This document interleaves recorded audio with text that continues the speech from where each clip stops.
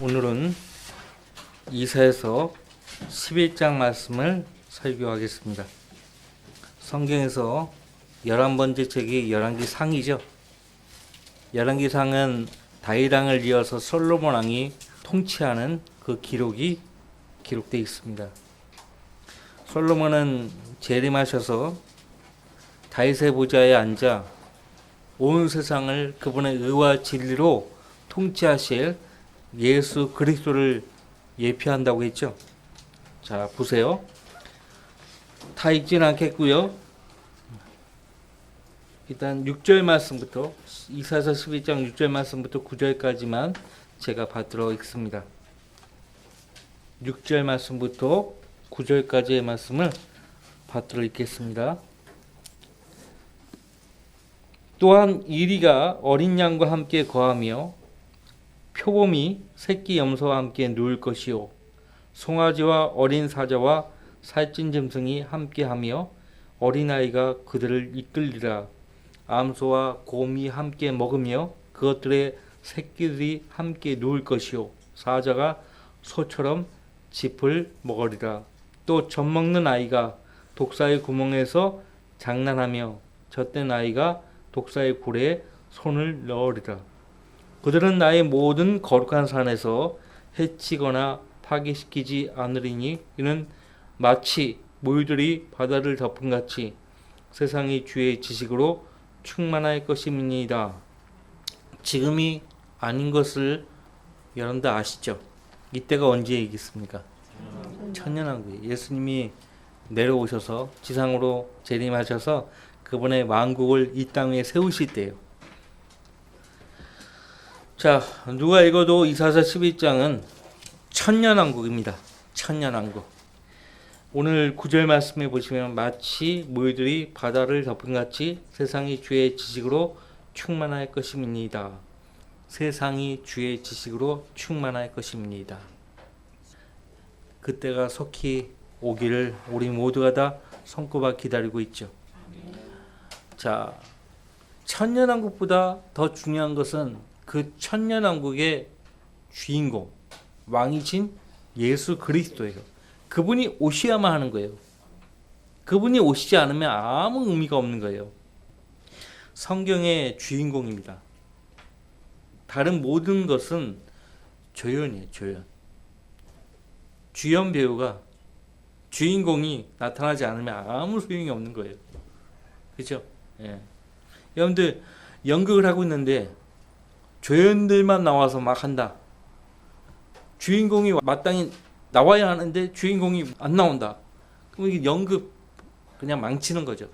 예. 망치는 것이에요. 세상이 주의 지식으로 충만할 것입니다. 아직은 아닙니다.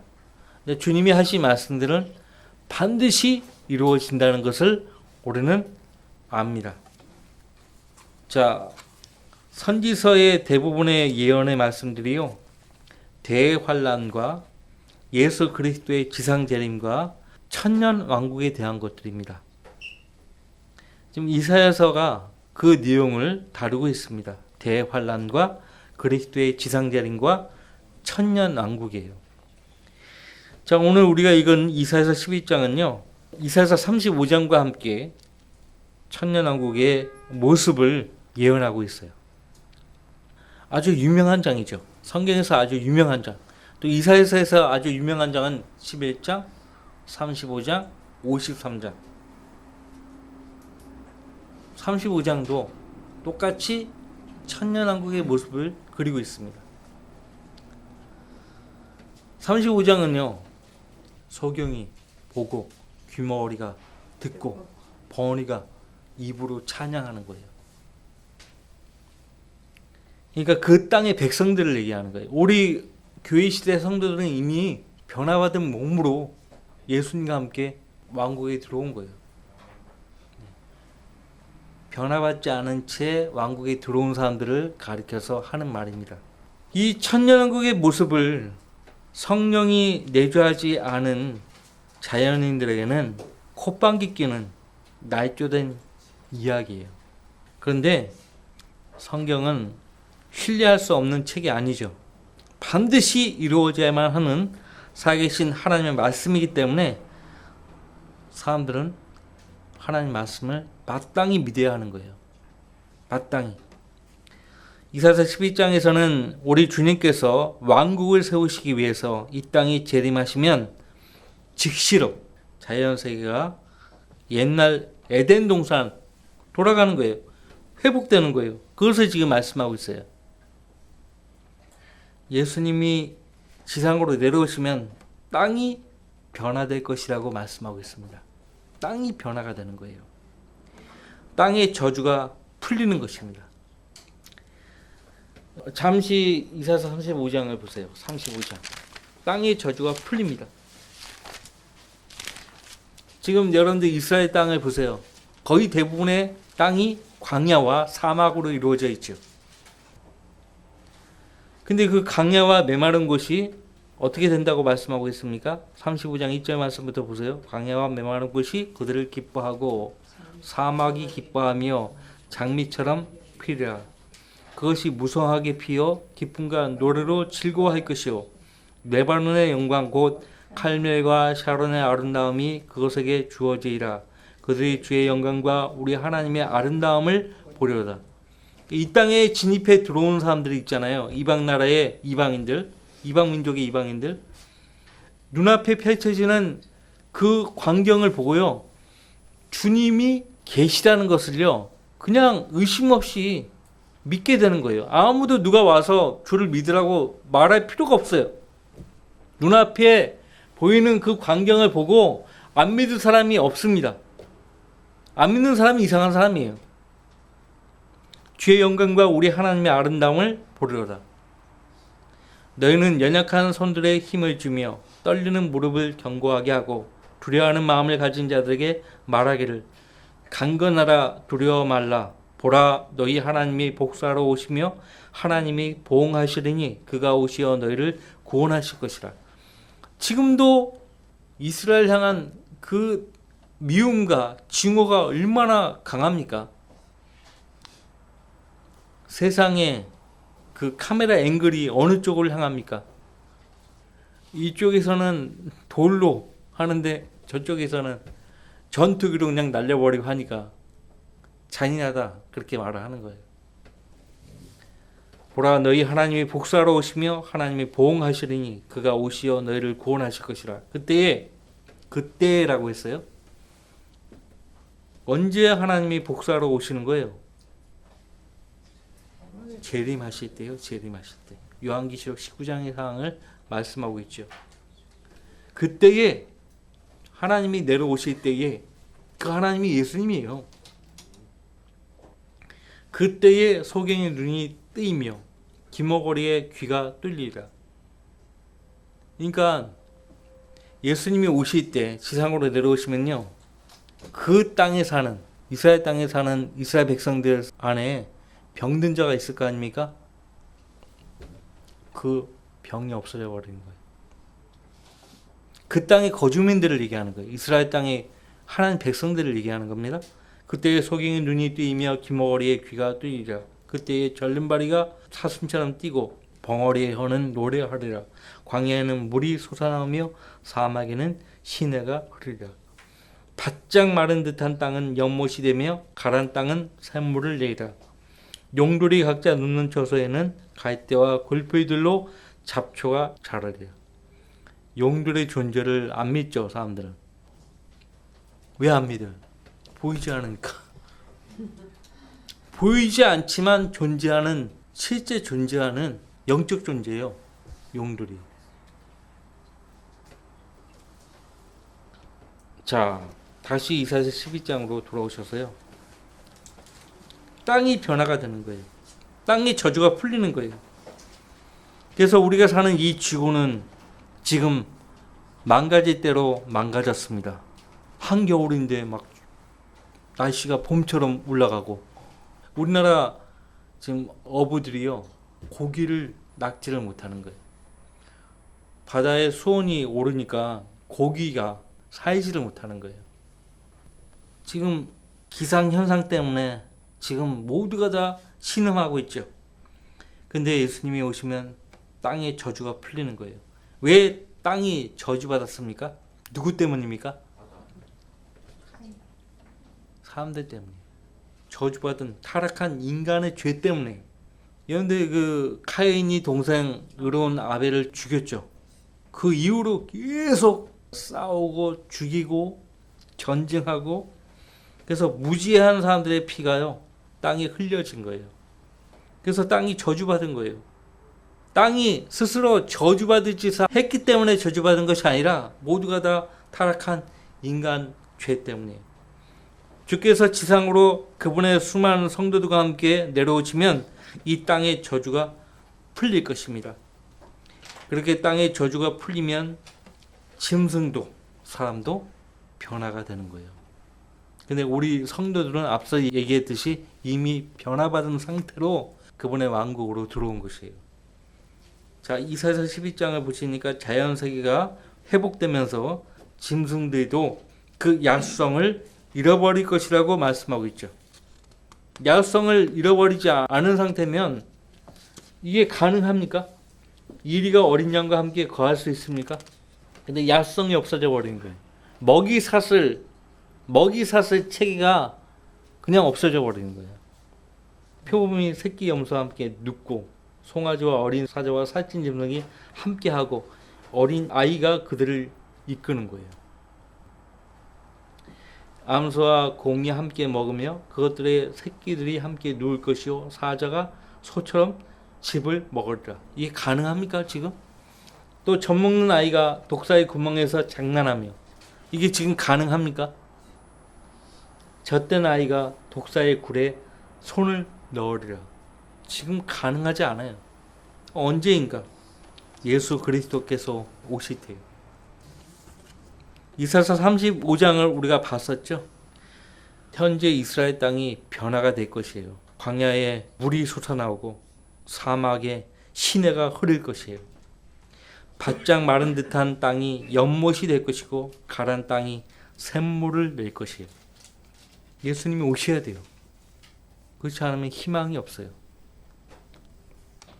여러분들, 이 때문에 사도 바울은요 로마서 8장에서 피조물이 간절한 기대를 가지고 하나님의 아들들이 나타날 것을 기다리고 있다고 말한 것이에요.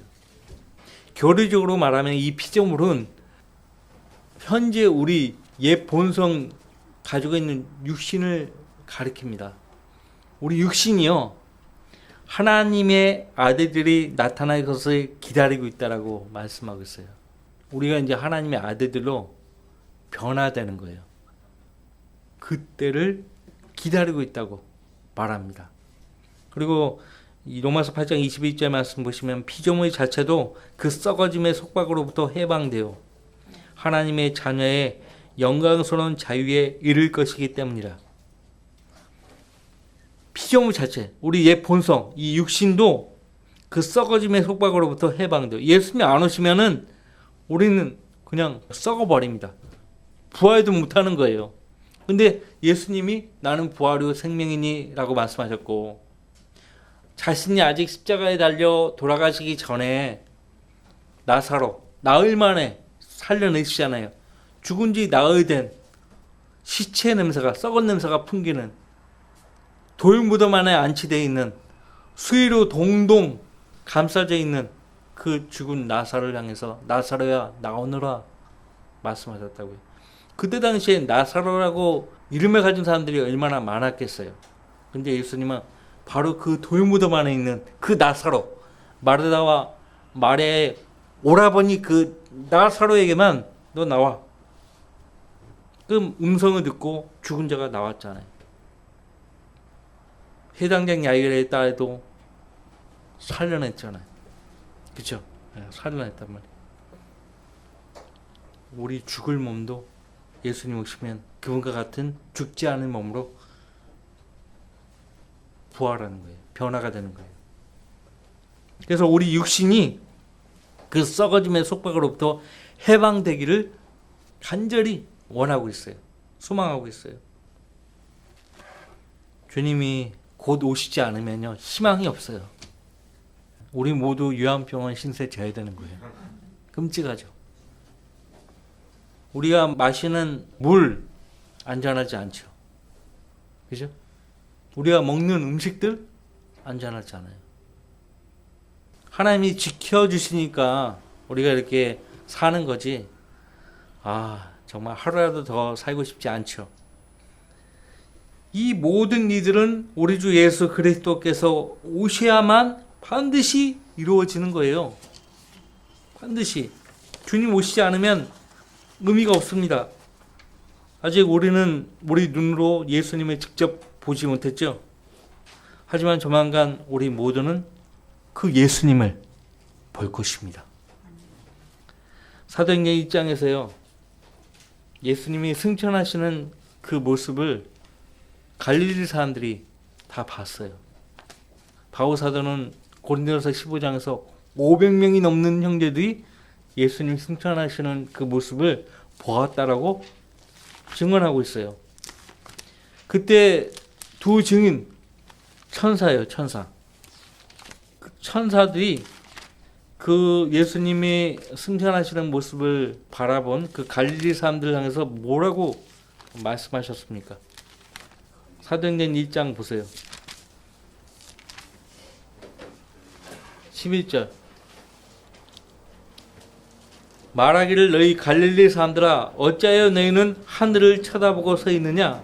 너희를 떠나 하늘로 들려 올라가신 바로 이 예수는 너희가 하늘로 가심을 본 그대로 오시리라고 하더라. 아직 오시지 않았어요. 근데 어떤 사람들은 이미 오셨다.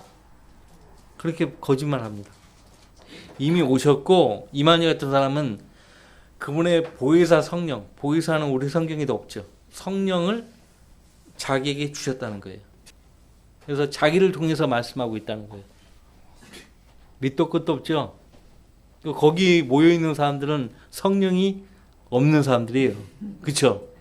그러니까 성령이 없는 사람들은 성령이 있는 사람의 말을 듣고 순종해야 돼요. 계속 보내요. 거기서 날라와요. 편지가. 보지도 않아요. 찢어버립니다. 그냥 버려버려요. 자, 사도 요한은 주님께서 나타나시면 우리가 그분과 같이 되리라는 것을 우리가 모두 안다고 했어요. 그렇죠? 사도행전 1장 12절에서 두 주인이 말하고 있을 때 거기에 사도 요한이 있었거든요. 너희를 떠나 하늘로 들려 올라가신 바로 이 예수는 너희가 하늘로 가심을 본 그대로 오시리라. 그래서 사도 요한은요. 요한일서 3장 2절 말씀에서 사랑하는 자들아 이제는 우리가 하나님의 아들들이라. 우리가 어떻게 될 것인지는 아직 나타나지 아니하였으나 아직 나타나지 않았다는 거예요. 그가 나타나시면 누가? 예수님이 나타나시면 우리가 그와 같이 되리라는 것을 아노니 이는 우리가 그분 그대로 그분을 볼 것이기 때문이라. 보세요. 우리가 예수님이 된다는 것이 아니죠. 그죠? 예수님과 같은 영광스러운 몸으로 갈아입는다는 거예요. 변화된다는 거예요. 그와 같이 되리라는 것을 아노니. 그러니까 예수님 부활하셨잖아요. 더 이상 죽지 않은 몸을 입으셨잖아요. 썩지 않은 몸을 입으셨잖아요. 우리도 이 죽을 몸이 더 이상 죽지 않은 몸으로 갈아입게 된다는 것이에요. 그러려면 주님이 반드시 오셔야 되는 거예요. 주님이 오셔야만 오늘 우리 이사야 12장에서 읽은 대로 이 땅의 저주가 풀리고 모든 창조물도 고통과 신음에서 벗어날 수 있게 되는 거예요. 지금 우리 사람들만 고통과 신음 가운데 있는 것이 아니고 모든 창조물이 다 신음하면서 고통 가운데 있다고 말합니다. 예수님이 오셔야만 모든 것이 회복이 되는 거예요. 예수님 오시기 전까지 그건 회복이 안 됩니다. 절대 회복 안 돼요. 성경의 모든 예언의 초점이 예수 그리스도의 재림에 맞춰져 있습니다. 자, 오늘 6절부터 9절까지만 보았습니다. 1절 말씀부터 한번 천천히 보도록 하죠. 이새의 줄기에서 한 싹이 나며 그의 뿌리들에서 한 가지가 자랄 것이라. 한 싹, 한 가지. 누구를 가리키는가? 10절 말씀에는 그날의 이새에게서 한 뿌리가 있어 백성의 깃발로 서리니라고 했어요. 한 뿌리는 또 누구인가? 바로 다 한 싹, 한 가지, 한 뿌리. 예수 그리스도를 가리킵니다. 그러니까 이 땅에 그분의 왕국을 세우시고 다윗의 보좌에 앉아 온 세상을 의와 진리로 통치하실 분은 바로 이새의 줄기에서 오실 것이라는 것이에요. 왕의 정통성이죠. 왕의 정통성. 왕이 없다고 다른 데서 가져오지 않아요. 반드시 다윗의 보좌에 앉을 사람은 다윗의 뿌리에서 와야 되는 거예요. 이새는 누구입니까? 다윗의 아버지잖아요. 그죠? 이새는 다윗의 아버지예요. 예수님은 다윗의 아들로 오셔서 그 다윗의 보좌에 앉아 온 세상을 다스릴 것입니다. 이것이 구약 성경의 주제예요. 성경의 전체 주제는 구원이 아닙니다. 왕국입니다. 누가 그 왕국을 통치할 것인가예요. 자, 구약 성경에서 예수님을 가지로 불렀죠. 예레미야서 23장 5절 말씀 보시면요. 거기서 예수님을 가리켜서 유대인의 왕으로서의 한 가지를 예언하고 있습니다. 유대인의 왕으로서의 한 가지. 마태복음 2장에 보면은 거기 잠깐 보세요. 마태복음 2장입니다. 이게 굉장히 중요한 말씀들인데 마태복음 2장 23절 말씀 나사렛이라는 성읍에 와서 사니 이는 선자들을 통하여 그가 나사렛 사람으로 불리라고 말씀하신 것을 이루려 합니다. 근데 선지서 어디를 찾아도 눈 뜨고 찾아도 이 구절을 예언한 선지서가 없어요. 그가 나사렛 사람으로 불리라고 말씀하신 것을 이루려 합니다. 없어요. 근데 이 나사렛이라는 성읍의 이름의 유래를 찾아보니까 첫 번째는 나시린이라는 그 어원과 같아요. 두 번째는 가지라는 의미의 히브리어와 같습니다. 자, 선지자들을 통해서 그가 나사렛 사람으로 불리라고 말씀하신 것을 이루려 합니다. 예레미야서 23장 5절 말씀이에요. 5절 6절 같이 있습니다. 주가 말하노라 보라 그 날들이 오리니 내가 다윗에게 한 의로운 가지를 일으키리니 한 왕이 치리하고 번성하여 지상에서 공의와 정의를 실행하리라. 그의 날들에는 유다는 구원을 받고 이스라엘은 안전하게 거하리라. 이것이 그의 이름이니 그는 주 우리의 의라 불리라. 누굽니까? 예수 그리스도시죠. 한 의로운 가지를 일으키리니 한 왕이 치리하고 이 왕으로 오실 예수 그리스도, 유대인의 왕으로 오실 그리스도. 유대인의 왕으로서의 한 가지를 묘사하고 있는 복음서가 어디예요? 마태복음이죠. 신기하다니까요. 정말 신기해요. 자, 여러분들도 스칼에서 3장 8절 말씀 보세요. 스칼에서 말라키 앞에 있죠. 마태복음 앞에 말라키 앞에 스칼에서 3장 8절.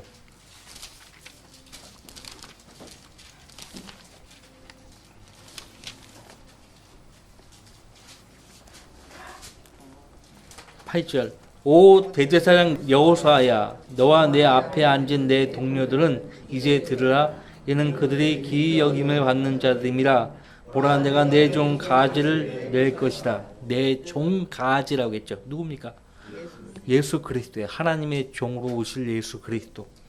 하나님의 종으로서의 예수 그리스도를 묘사하는 복음서는 어디입니까? 마가복음이잖아요. 기가 막히지 않습니까? 6장을 보세요. 스가랴서 6장. 6장 12절 13절. 그에게 일러 말하기를 만군의 주가 이같이 일러 말하느니라. 그 이름이 가지인 사람을 보라. 그가 자기 자리에서 자라 주의 성전을 건축하리라. 예수님이 요한복음 2장에서 이 성전을 헐라 내가 사흘 만에 다시 세우리라. 근데 그 성전된 자기 육체를 가리켜서 말씀하셨다고 했죠. 자, 여러분들 그 이름이 가지인 사람을 보라. 아까는 왕, 종, 사람.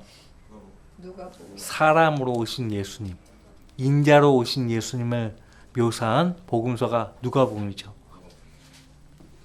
기가 막히지 않습니까? 가지. 나사렛은 가지와 연관이 있어요. 자, 여러분들 보세요. 또 이사야서 4장을 우리가 보았었죠. 이사야서 4장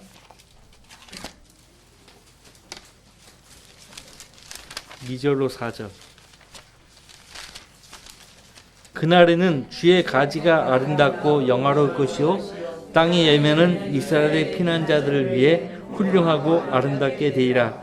그때에는 시온에 남겨둔 자와 예루살렘에 남아있는 자 곧 예루살렘에 사는 자들 가운데 기록된 모든 자들까지도 거룩하다고 칭함을 받으리니 라고 했어요. 2절에 주의 가지가 아름답고 영화로울 것이며 라고 했고요. 4절에 곧 주께서 심판의 영과 불타는 영으로 시온의 딸들의 더러움을 씻어내신다고 했죠. 보세요. 하나님의 아들로 오실 예수 그리스도를 묘사하고 있어요. 하나님의 아들로서의 가지를 말하고 있습니다. 하나님의 아들로서의 가지를 묘사한 복음서는 요한복음 뿐이잖아요. 정확하지 않습니까? 그러니까 마태복음 2장 23절에서 그가 나사렛 사람으로 불리라고 말씀하신 것을 우리가 선지서들을 통해서 살펴본 거예요. 이사야서, 예레미야서, 스가랴서 살펴봤잖아요. 나사렛이라는 그 말의 어원이 가지라는 말과 같다니까요. 정확해요. 다시 본문 이사야서 12장으로 돌아오셔서 12장 9절 말씀 보시면 그들은 나의 모든 거룩한 산에서 해치거나 파괴시키지 않으리니 이는 마치 물들이 바다를 덮음같이 세상의 주의 지식으로 충만할 것임이니라. 천년왕국 때는 요한계시록 20장에 따르면 1000년 동안 이 세상을 미혹했던 사탄이 활동하지 못하도록 잠깐 감옥에 주님이 감금을 하세요. 그러니까 사탄이 전혀 활동할 수 없는 유일한 기간이 천년 왕국 기간이에요. 우리가 공부했지만은 사탄은 활동을 못하지만 거듭나지 않은 채 천년왕국으로 어떻게 들어온 사람들 있잖아요. 이방 민족들. 그 사람들은 거듭나지 않은 채 들어왔기 때문에 뭐가 있는 거예요? 죄성이 있는 거예요. 아담으로부터 물려받은 옛 본성이 있는 겁니다. 그러니까 대놓고 통치하시는 예수님을 대고 불평은 못해요. 불평하면 직결 처분 받습니다. 불못을 산채로 던져집니다. 왕국 기간에. 왕국 헌법을 보세요. 마태복음 5장부터 7장의 내용을 보세요. 여자를 보고 음욕을 품으면은 공회에 사로잡혀요. 직결 처분이에요. 무서워서 감히 죄를 못 지어요. 근데 이제 마음속에 표현은 못하지만은 예수님에 대한 불만이 있을 거 아닙니까? 마귀는 천년 기간 동안은 활동 못하고 감옥에 갇혀 있는 상태에서 뭘 생각하겠어요? 내가 풀려나면 어떻게 할 것이다. 이런 생각하지 않겠어요? 아니나 다를까 계시록에 의하면요. 마귀가 천년 끝나고 풀려나자마자 마귀가 하는 짓이 뭐예요? 곡과 마곡 사방에서 땅의 민족들을 불러 모아가지고 주와 그의 기름 부음 받은 자를 향해서요 대적할 것이라고 했어요. 마귀는 이미 영원한 불못에 던져지기로 심판받은 존재예요. 마귀는 절대 회개 안 합니다. 절대 회개 안 해요. 로마 카톨릭은 절대 성경으로 돌아가지 않습니다. 로마 카톨릭은 절대 회개하지 않습니다. 왜? 사탄의 교회거든요. 카톨릭이 성경으로 돌아갔다는 것은 사탄이 회개했다는 말과 똑같은 거예요. 근데 그건 불가능이죠. 불가능해요. 자, 예수 그리스도께서 통치하시는데 사탄이 활동하게 한다? 있을 수 없는 일이에요. 예수님 초림 때는 사탄과 대결을 하시기도 하셨죠. 초림 때요. 예수님이 육신을 입고 이 땅에 오신 때는 세상을 심판하기 위해서 오신 것이 아니고 구원하기 위해서 오셨다라고 말씀하셨어요. 초림과 재림은 다른 것이에요. 많은 사람들이요, 성경에 무지하기 때문에 교회를 위해서 비밀리에 오시는 예수 그리스도의 공중 재림과 또 교회와 함께 이 온 세상을 심판하기 위해서 내려오시는 지상 재림을 구분을 못합니다. 유대인의 왕으로서의 예수 그리스도, 하나님의 종으로서의 예수 그리스도, 인자로서의 예수 그리스도, 하나님의 아들로서의 예수 그리스도를 가지로 예언하고 있는 선지서들을 우리가 살펴보았고요. 이 땅에 오셔서 통치하실 우리 주님은요, 이사서 11장 본문 2절 말씀에 보시면 주님의 일곱 영으로 의와 진리로 세상을 다스릴 것이라고 예언하고 있습니다. 성경에서 일곱이라는 수는 완전한 수예요. 하나님이 일을 하실 때 일곱으로 일을 하십니다. 인류 역사는 일곱 체계로 이루어져 있어요. 지금 6,000년이 지금 다 지나가고 있죠. 나머지 1,000년이 남아 있습니다. 자, 하나님이 6일째 그분의 형상대로 그분의 모습대로 사람을 지으셨죠. 그리고 일곱째 날 쉬셨다고 했어요. 그죠? 그걸 통해서 보여주시는 거예요. 아무도 주님의 심판이 부당하다고 의의를 제기하지 않을 것입니다. 천년왕국 때는 변화된 세상을 보고 아무도 주님을 알라고 말할 필요가 없습니다.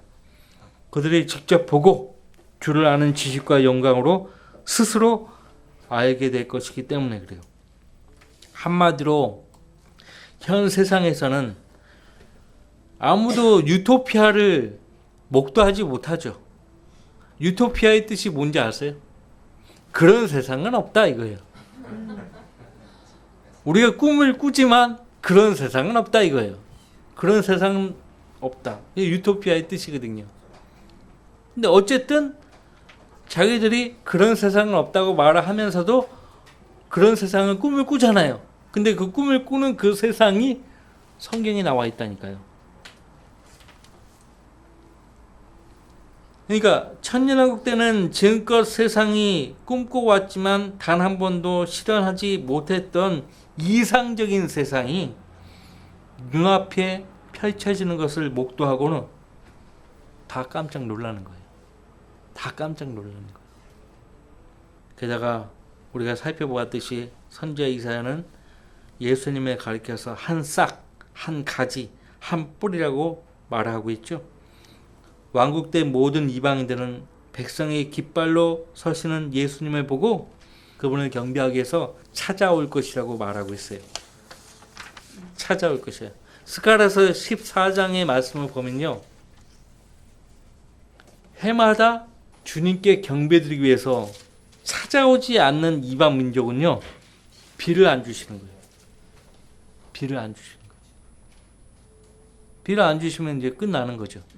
왕국 기간에도 그렇게 벌을 하신다고요. 직계 처분이에요. 근데 모든 환경으로 보면 통치하시는 예수님을 거역해야 할 이유가 없어요. 근데 타락한 본성은 싫은 거예요. 우리가 여기 성령으로 거듭나서 주님의 이름으로 교회를 구성하고 있지만은 옛 본성에 따라 생각하고 행동을 하게 되잖아요. 그러면 그건 지역교회에 문제가 되는 거예요.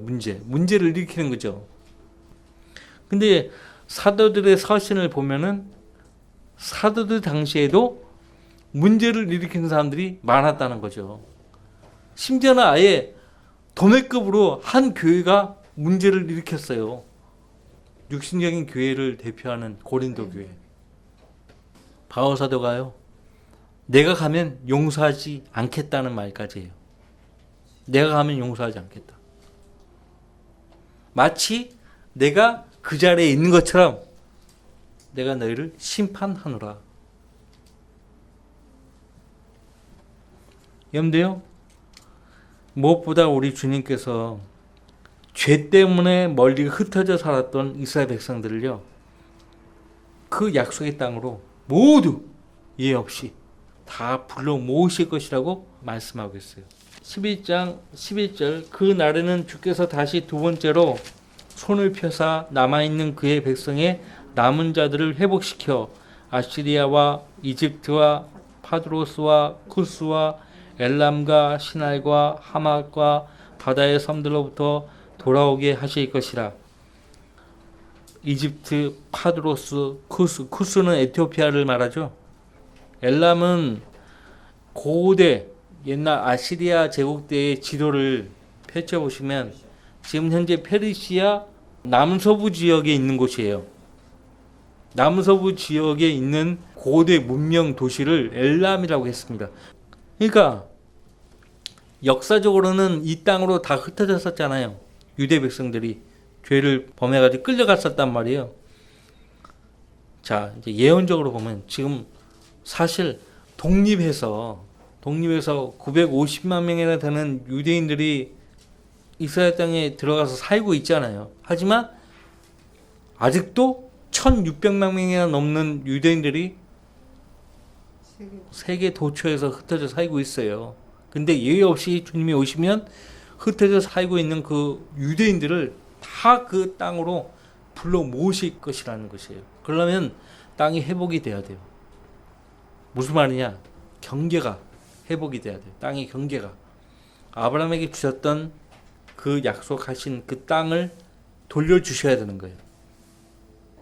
창세기 15장에서 말씀하신 그 아브라함에게 주시기로 약속한 땅, 이집트 남부 나일강부터 시작해서 저 유프라테스강 저기 지금 어디요? 이라크 남부 지역까지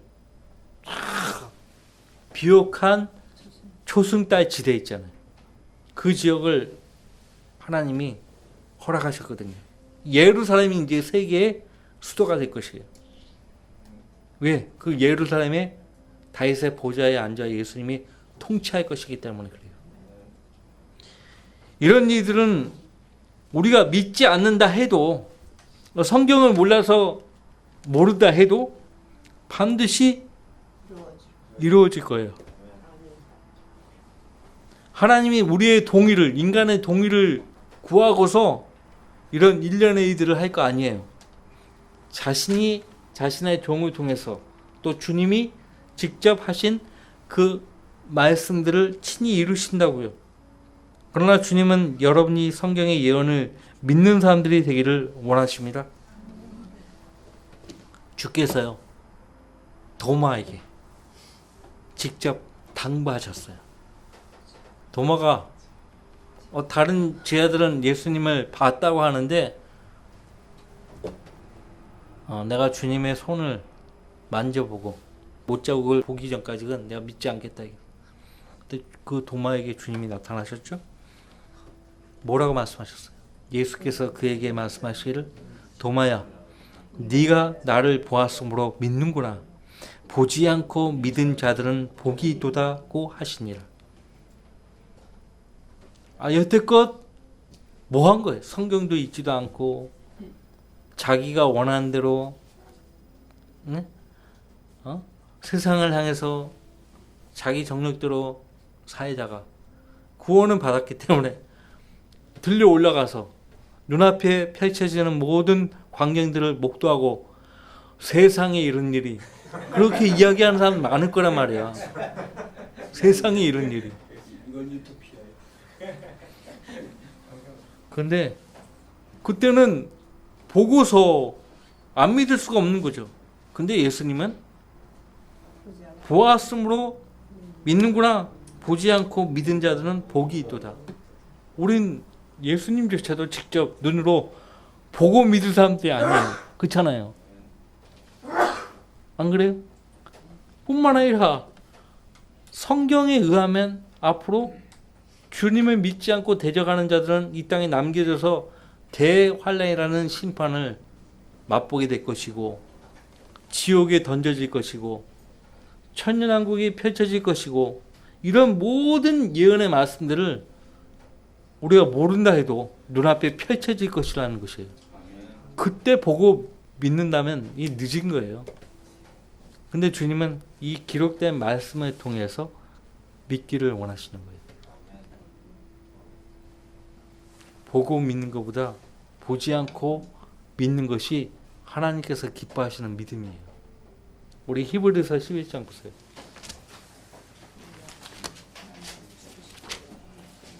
믿음에 대해서 정의하고 있죠. 자, 이제 믿음은 바라는 것들에 대한 실상이요 보이지 않는 것들에 대한 증거니 원로들이 그것으로서 좋은 평판을 얻었느니라. 믿음으로 우리는 세상들이 하나님의 말씀으로 지어진 것을 깨닫나니 보이는 것들은 나타나는 것들로 된 것이 아니니라. 여러분들, 보이는 것들은 나타나는 것들로 된 것이 아니라고 말을 합니다. 사실 보이지 않는 것이 더 많거든요. 보이지 않지만은 존재하는 것들이 많거든요. 하나님부터 시작해서.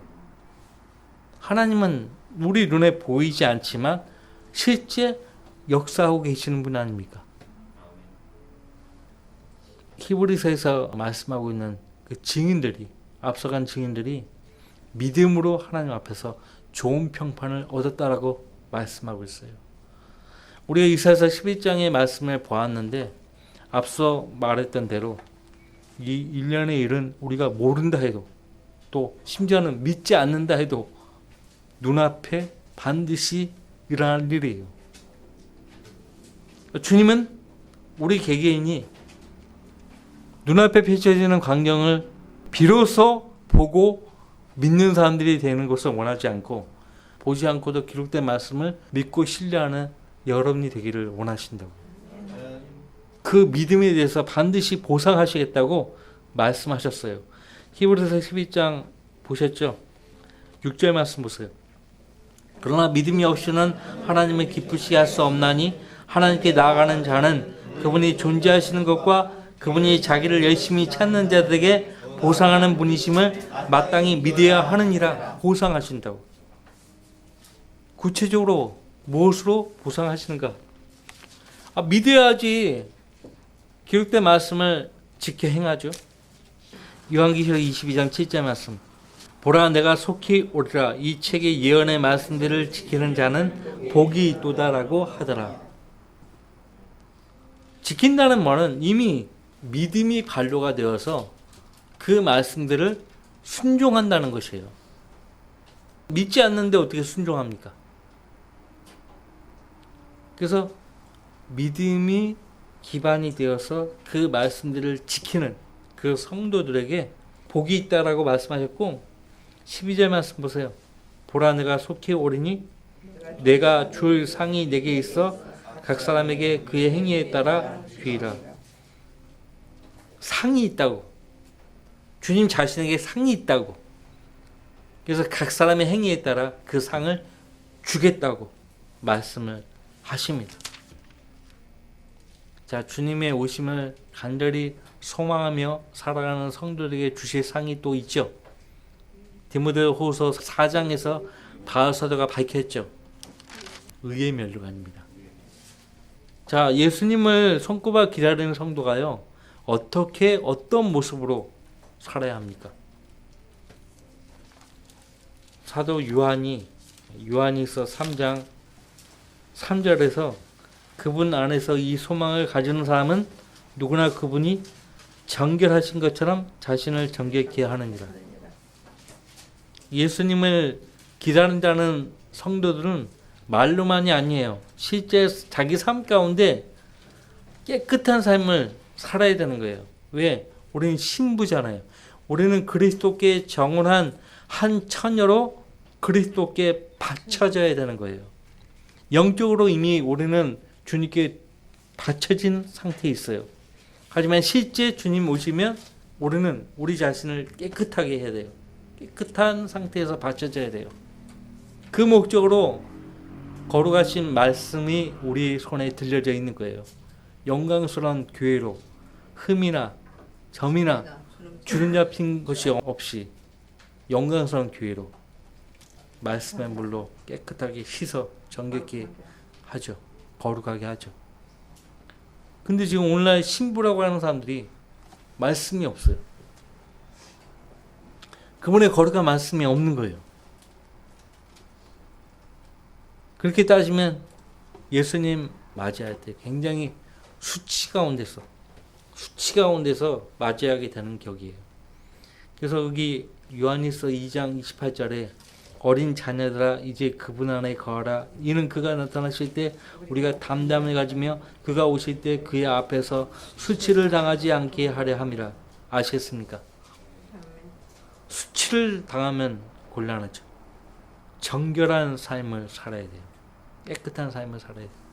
깨끗한 삶을 위해서 거룩하신 그분의 말씀을 주셨다는 거예요.